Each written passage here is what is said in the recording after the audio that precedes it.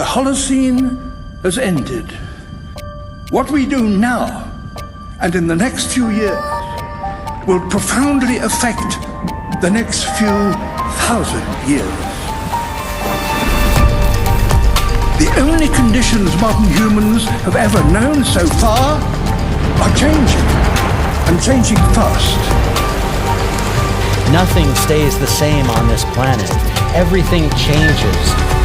The Earth is going into one of these jumps, and you don't know what is going to be on the other side of those jumps. The Earth is always jumping.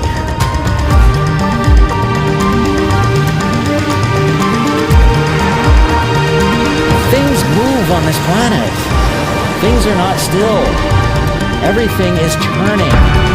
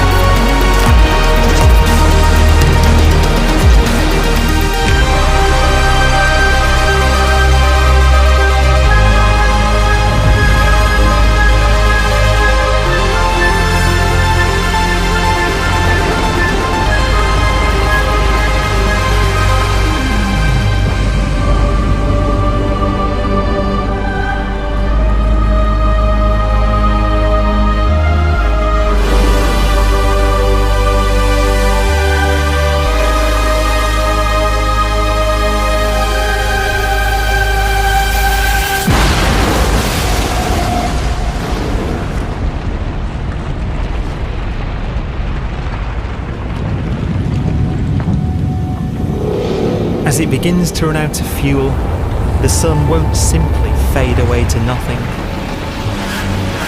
Its core will collapse, and the extra heat this generates will cause its outer layers to expand.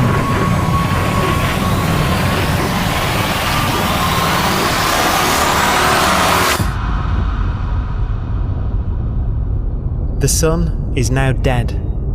Its remains slowly cooling in the freezing temperatures of deep space.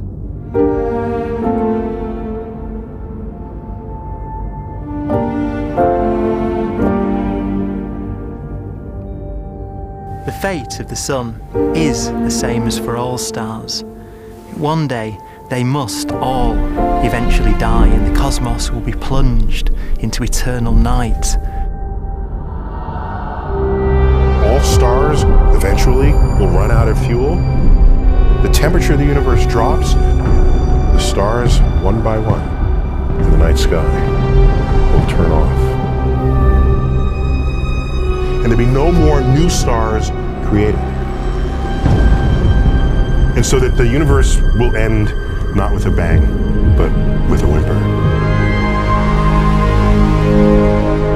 And not in fire, but in ice.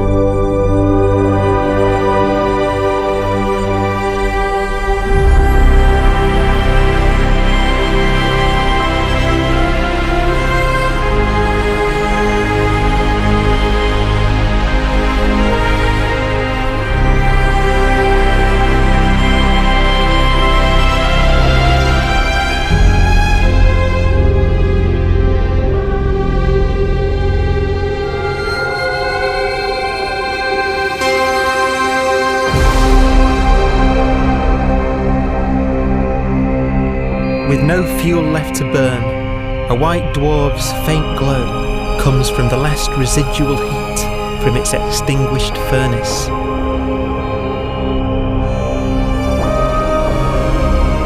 Looking at it from where the Earth is now, it would only generate the same amount of light as the full moon on a clear night.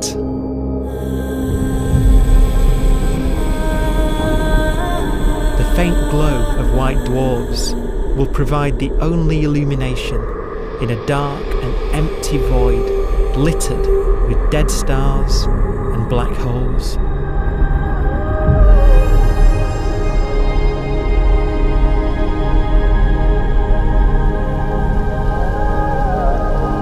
some ways, it's kind of a ghost universe. It's the corpses, the zombie stars, that will take us into the future.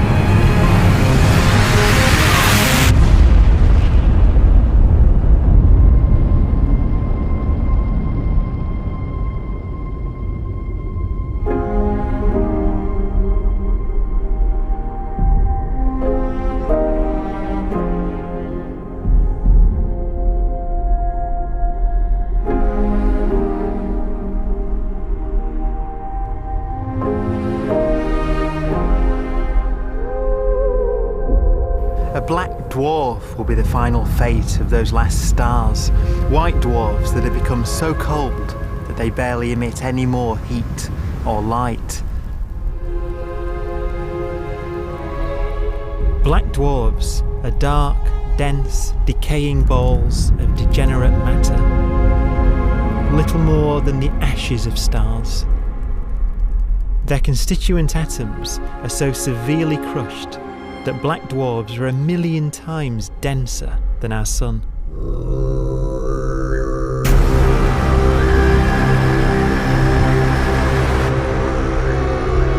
Stars take so long to reach this point, we believe there are currently no black dwarfs in the universe.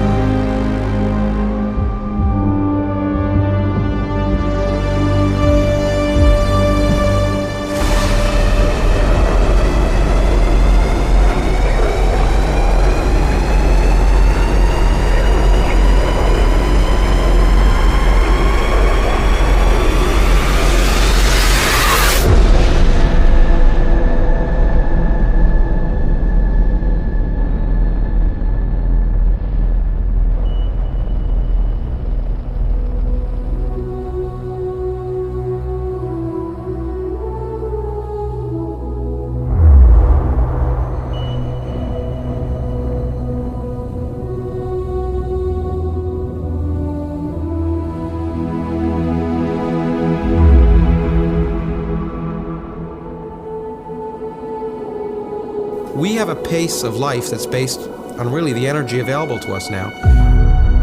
You could imagine living conscious systems which have a very different pace and therefore can extend out at least a lot farther than you'd imagine otherwise. You could have a living system where if it had a thought every 10 trillion years, that would seem normal. Even if our life dies out, one could imagine at some time arbitrarily far in the future, a fluctuation occurs which allows intelligent life to exist again for a little while. So you might have islands in time of intelligence.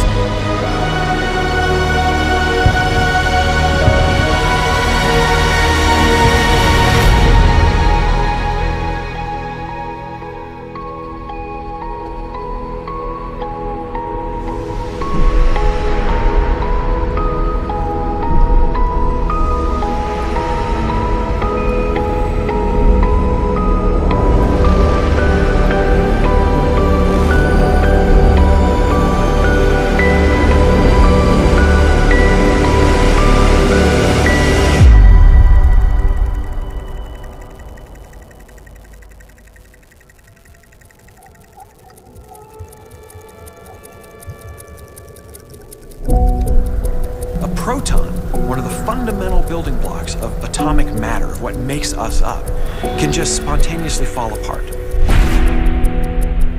Any material that evades the pull of a black hole eventually dies away as its protons disintegrate.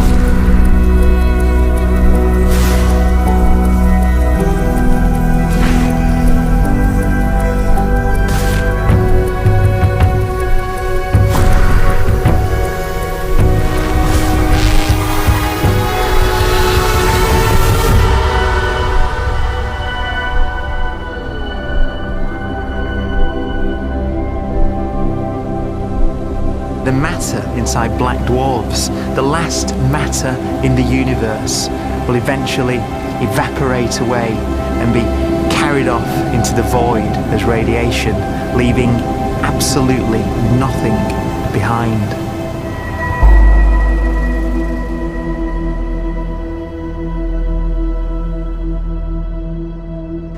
With the black dwarfs gone, there won't be a single atom of matter left.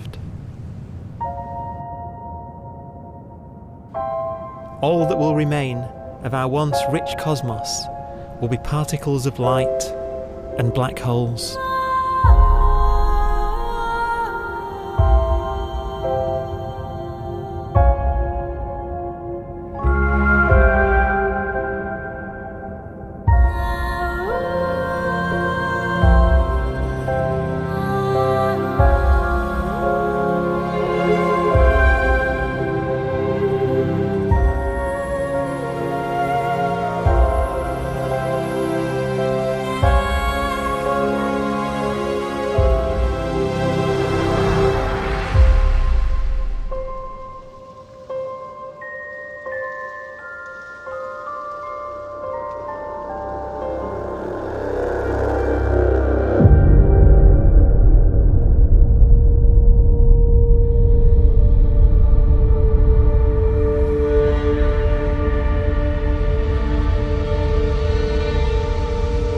The arrow of time creates a bright window in the universe's adolescence, during which life is possible.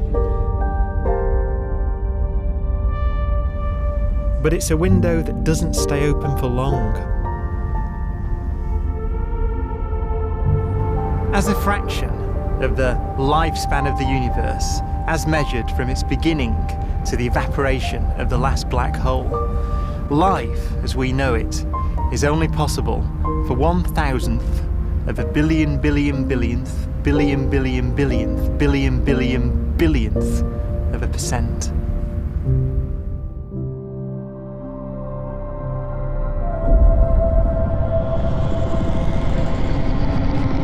Black holes become the fundamental building block of the universe.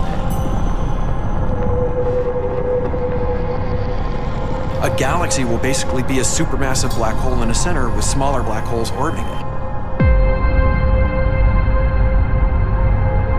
Zombie galaxies filled with black holes continue to evolve.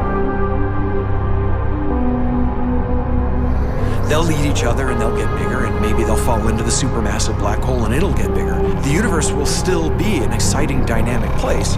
It's just that the timescales you're talking about are now trillions of years instead of thousands or millions of years.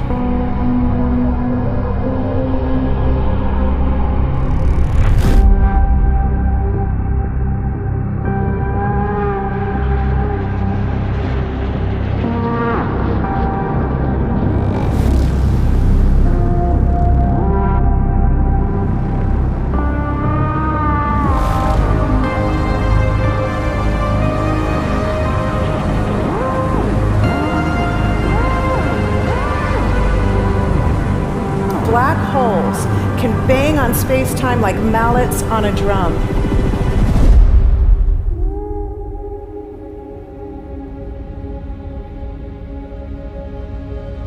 And they have a very characteristic song.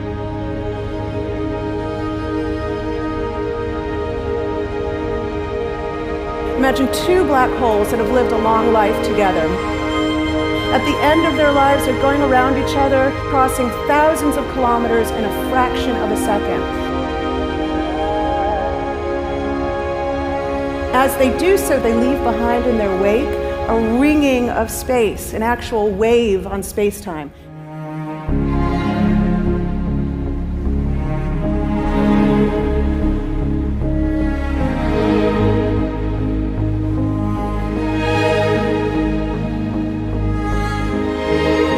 space squeezes and stretches as it emanates out from these black holes banging on the universe.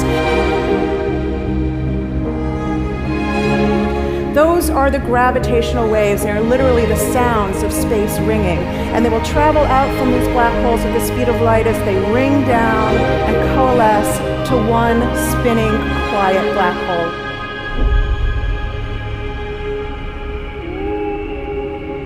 If you were standing near enough, your ear would resonate with the squeezing and stretching of space. You would literally hear the sound.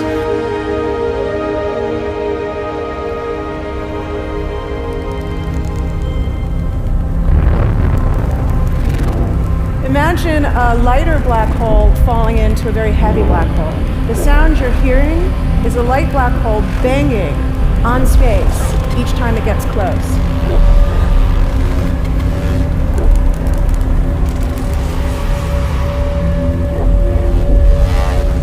As it falls in, it gets faster and it gets louder.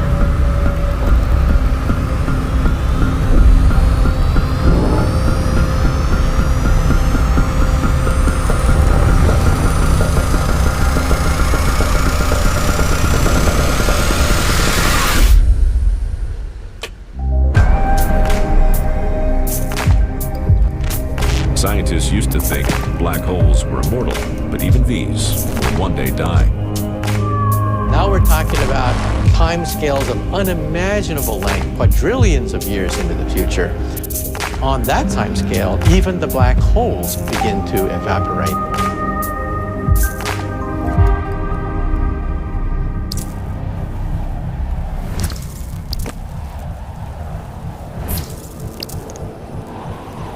According to quantum mechanics, space is filled with virtual particles, antiparticles, that are constantly materializing in pairs, separating, coming together again, and annihilating each other.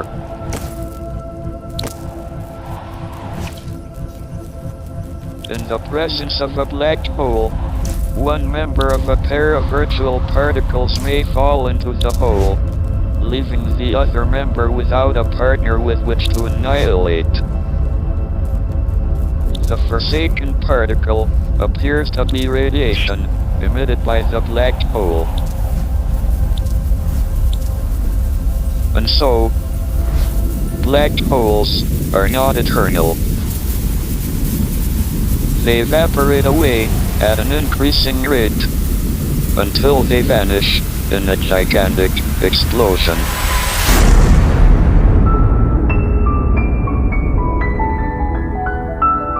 Quantum mechanics has allowed particles and radiation to escape from the ultimate prison, a black hole.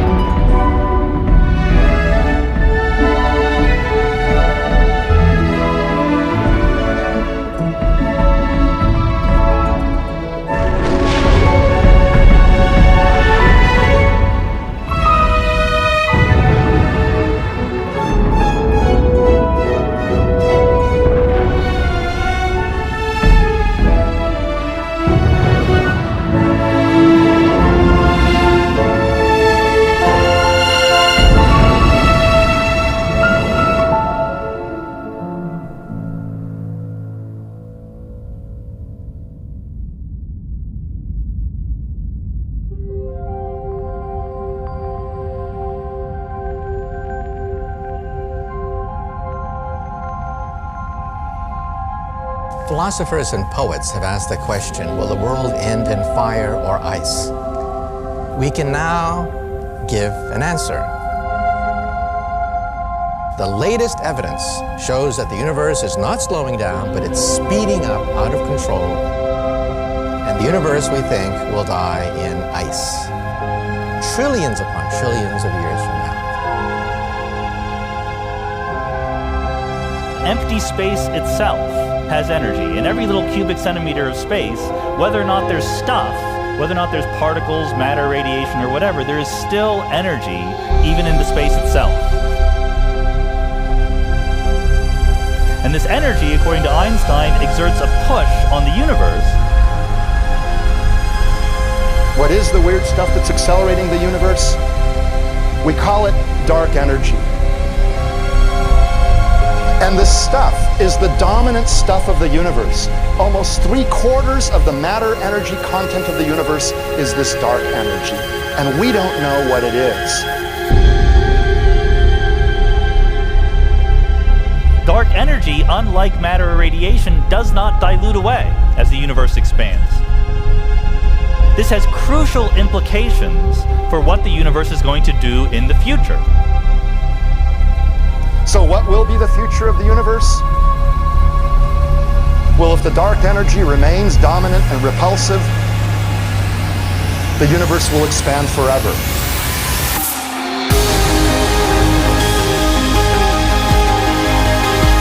Faster and faster and faster with time. A runaway universe. 70% of the energy of the universe resides in empty space, and we don't understand why. But we do know what will happen. If that energy continues to be there, the universe will become cold and dark and empty. That's the future as it might be. We don't know because we don't yet understand the nature of dark energy. Until we do, we won't know the future. We won't even understand our own origins, and that's why we want to know and study this subject.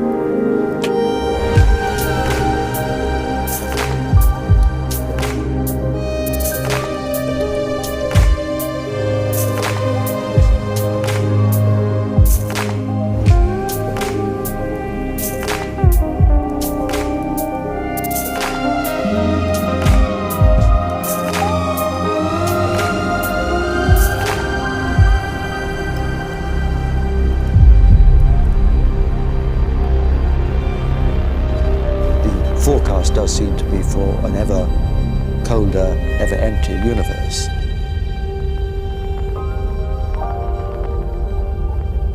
But then, of course, we have to ask, could that end lead to a new beginning? And there are ideas whereby what actually is the end of our universe could in some sense be linked to the beginning of a new one.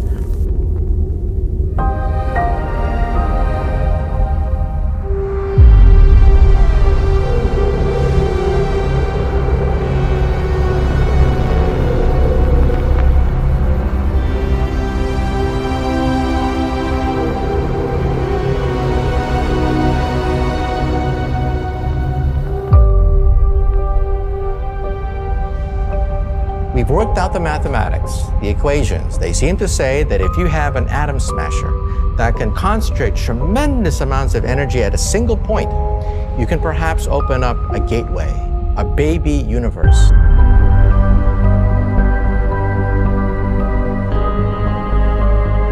Facing the death of everything there is, this perhaps is their only possibility of escape. And this also raises a very intriguing possibility, sheer speculation of course, that perhaps any universe that has intelligent life in it will create baby universes, will create lifeboats, and proliferate child universes. So an evolution may take among universes in the multiverse. Survival of the fittest may take place. So those universes which do not have intelligent life are infertile. They have no children. But those universes that have mild temperatures, stars like us, would create civilizations that could open up child universes, and they would then proliferate.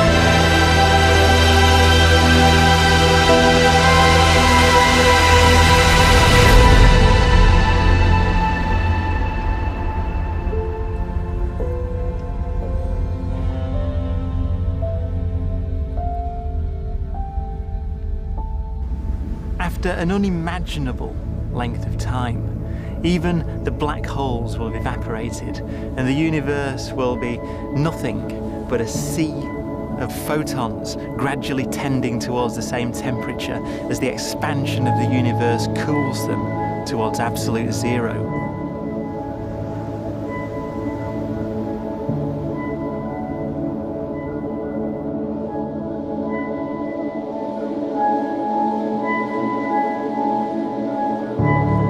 Once the very last remnants of the very last stars have finally decayed away to nothing, and everything reaches the same temperature, the story of the universe finally comes to an end. For the first time in its life, the universe will be permanent and unchanging. Entropy finally stops increasing because the cosmos cannot get any more disordered. Nothing happens, and it keeps not happening forever.